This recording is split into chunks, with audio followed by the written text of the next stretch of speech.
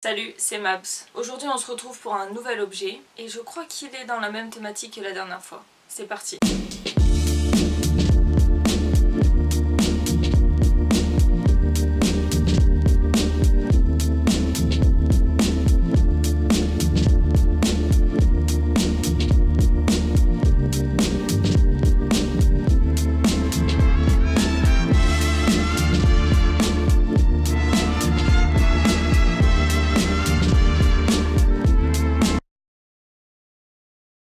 Le Woody, mais c'est pas n'importe lequel, c'est vraiment celui de mon enfance, celui que j'ai eu à la sortie du deuxième Toy Story avec sa petite guitare. Les détails et les caractéristiques de cette poupée, on en reviendra plus tard. Il faut comprendre quelques trucs avant de pouvoir parler de merchandising Disney. Si aujourd'hui on a la chance d'avoir de nombreux produits dérivés des films Disney, c'est parce qu'il y a une petite histoire derrière. C'est-à-dire que Walt Disney lui-même n'avait pas pensé réellement à créer de produits dérivés Disney. C'est en 1929 qu'un journaliste va aller voir Walt Disney et lui demander s'il peut apposer la tête de Mickey Mouse sur des jeux pour enfants. Walt Disney va accepter cette offre pour quelques dollars, car à l'époque, donc en 1929, ils avaient déjà quelques petits problèmes d'argent. Et de cette idée de ce journaliste, va alors émerger tout un monde des produits dérivés Disney. Ça va être le déclic chez Walt Disney qui va se dire « Attends, faut que je restructure complètement ma société, que je crée des pôles un peu partout qui soient vraiment destinés à tel ou tel sujet et ainsi avoir une entreprise qui fonctionne parfaitement. Et avec cette idée va émerger Disney Entreprise en 1929 qui va véritablement s'occuper de tout le merchandising des films Disney. Et cette division sera renommée Disney Consumer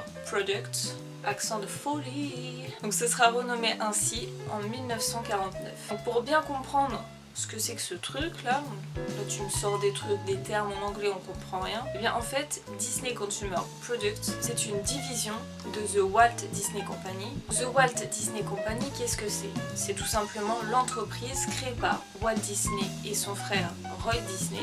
À sa création en 1923, la société se nomme Disney Brothers Studios. Elle sera renommée en 1929 Walt Disney Productions et sera renommée en 1986 The Walt Disney Company, le terme actuel. Aujourd'hui, la société est dirigée par Robert Iger et donc, comme on l'a dit tout à l'heure, c'est en 1929 que véritablement Walt Disney va restructurer son entreprise pour en faire une entreprise compétitive. Mais il va surtout créer 4 pôles fondamentaux de la société qui vont être Disney Media Networks, qui s'occupe de la télévision, de la radio et de l'édition. C'est notamment grâce à ce pôle que l'émission Disneyland va pouvoir voir le jour sur les télévisions. Le deuxième, c'est le Walt Disney Studio Entertainment, c'est-à-dire c'est un des pôles majeurs aussi de The Walt Disney Company qui produit, réalise et distribue les films Disney que l'on connaît aujourd'hui. Le troisième pôle, c'est le Disney Parks and Resorts, donc qui s'occupe de tous les parcs Disney dans le monde, que ce soit en Californie, en Floride,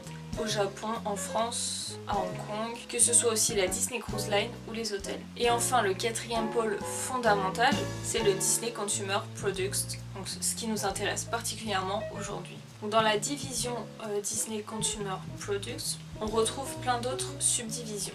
Donc le Disney Merchandise Licensing, donc c'est tous les produits dérivés des personnages Disney, donc que ce soit pour les meubles, que ce soit pour la haute couture, que ce soit en jouets, en électronique, en maison, en vaisselle, enfin tout ce que vous pouvez retrouver sur les personnages Disney avec leur tête dessus, ça vient de Disney Consumer Products et plus précisément de Disney Licensing.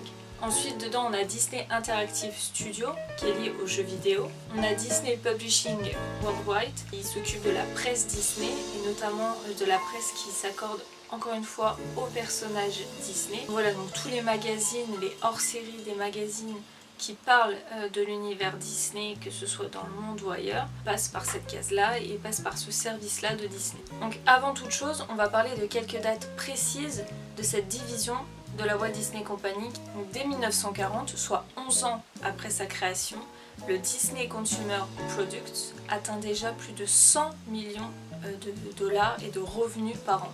Et notamment grâce à de nombreux partenariats avec différentes marques dans le monde, que ce soit pour créer des montres, des puzzles, des jouets, des cellulos, il y a une entreprise qui a créé ça notamment, des trains miniatures, donc véritablement avec une pléiade d'objets divers et variés. En 1949, Disney Enterprise devient Disney Consumer Products et se divise à cette époque entre Disney Licensing, c'est-à-dire c'est toutes les licences des personnages Disney qui vont être adaptés sur le marché des jouets ou du merchandising, et le Disney Publishing, c'est tout ce qui est l'édition et la presse. Mais ce qui va véritablement changer cette année-là, c'est la façon de faire du merchandising et des produits dérivés. C'est-à-dire que Roy va soumettre l'idée à son frère Walt de faire visionner les films Disney qui sont en production aux potentielles entreprises qui vont produire les futurs jouets Disney. Walt Disney au début il n'est pas très chaud sur cette question-là et montrer un film inachevé pour lui c'est presque impossible. Et sauf que toute la logique de Roy Disney derrière c'est de pouvoir montrer ses films inachevés, ça permet à Disney de finir son film tranquillement et ça permet également aux futures entreprises qui vont travailler sur les produits dérivés Disney de pouvoir les sortir 3 mois avant la sortie du film et ainsi gagner un petit peu plus d'argent sur les produits dérivés, mais aussi en poussant le spectateur à aller voir le film, car il va avoir des produits dérivés donc de ce futur film partout dans les magasins. En 1966, Walt Disney décède, c'est Roy, son frère, qui prend l'entreprise en main. De la mort de Walt Disney jusqu'en 1984 va connaître une période assez trouble de sa compagnie, c'est-à-dire que les films ne vont pas fonctionner correctement et que l'entreprise est vraiment dans un déficit assez grandissant. Donc en 1984, il y a un nouveau président qui est nommé, c'est Michael Eisner, qui lui va avoir une nouvelle idée concernant le merchandising Disney. Son idée, c'est d'accompagner la sortie du film avec tout un tas de produits dérivés que l'on peut retrouver n'importe où, que ce soit dans les parcs, que ce soit dans certains corners de magasins. En faisant ça, ça va encore une fois inciter le spectateur à aller voir le film, mais aussi à dépenser son argent dans les personnages qu'il a vus. Et c'est notamment à cette époque que de nombreux partenariats voient le jour avec Disney, comme la BNP, Coca et So. Et l'idée avec ces partenariats, c'est de mettre l'image Disney partout. C'est-à-dire de revaloriser Disney, de lui redonner une seconde jeunesse, et c'est pour ça qu'on a nommé cette période de 84 à 94 le deuxième âge d'or des studios Walt Disney. Et dans ces nombreux partenariats que va faire l'entreprise Disney, il va y avoir de nombreuses compagnies de jouets très influentes sur le marché à cette époque. On peut citer par exemple Mattel, qui est une société américaine fondée en 1945 et qui détient notamment Barbie, Fisher-Price ou encore Polly Pocket. Il va y avoir également la compagnie Hasbro, aussi une société américaine fondée elle en 1923, d'abord dirigée davantage dans la papeterie et qui se reconvertit dans le jouet en 1940. Ils sont notamment très connus pour G.I. Joe, My Little Pony ou encore Mr. Potato Head. Et c'est d'ailleurs Hasbro qui la première va obtenir le droit de produire des jouets Disney en partenariat avec la compagnie Disney. Et c'est comme ça qu'en 1954, il crée les premières poupées à l'effigie des personnages Disney. En revanche, au fil des années, Hasbro va se recentrer davantage sur des poupées de la Reine des Neiges, qui vont être d'ailleurs ses plus gros succès commerciaux, de Lucasfilm, donc de Star Wars, ou encore des poupées des princesses Disney. Enfin, le troisième gros fabricant de jouets avec lequel Disney va s'allier, c'est Finkway Toys. C'est une société canadienne, et pourquoi Disney s'est allié avec eux? C'est parce qu'à l'époque, cette compagnie était très petite sur le marché du jouet et qu'elle a accepté les termes et conditions de Disney, c'est-à-dire de produire des jouets en 8 mois, ce qui est très peu pour une entreprise de jouets. Et c'est comme ça que sont nés les jouets de la Petite Sirène en 1991 ou de Toy Story en 1995. Finkway Toys, on leur doit aussi la collection un peu plus récente de Toy Story Signature Collection. Donc vous savez, c'est la collection qu'on a vue un peu partout en 2010 sur les parcs, sur les Disney Store, en boutique, un peu partout, avec la reproduction identique des packaging, des boîtes de jouets dans Toy Story, avec celle de Woody's Roundup, avec Buzz l'éclair et son vaisseau spatial, avec Pile Poil. Donc c'est cette collection-là qu'ils vont créer, avec notamment le certificat d'authenticité.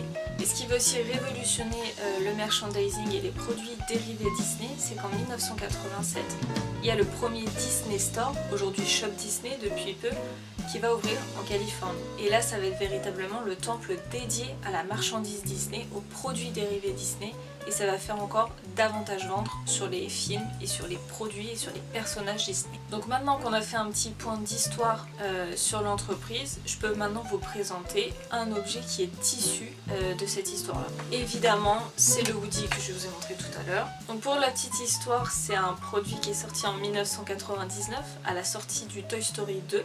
J'ai tanné mes parents pour l'avoir, mais un truc de fou. Je m'en souviens, je l'ai acheté à Cap 3000 à Nice et j'ai perdu son chapeau le jour même. Et donc pour l'histoire, ce Woody-là a été créé par Mattel. Et la collaboration entre Mattel et Disney commence en 1988 avec Mattel qui va faire des produits à l'image de Mickey. En 1996, Mattel et Disney signent un contrat, cette fois-ci pour remplacer celui de Hasbro. Produisait alors les personnages Disney en poupée.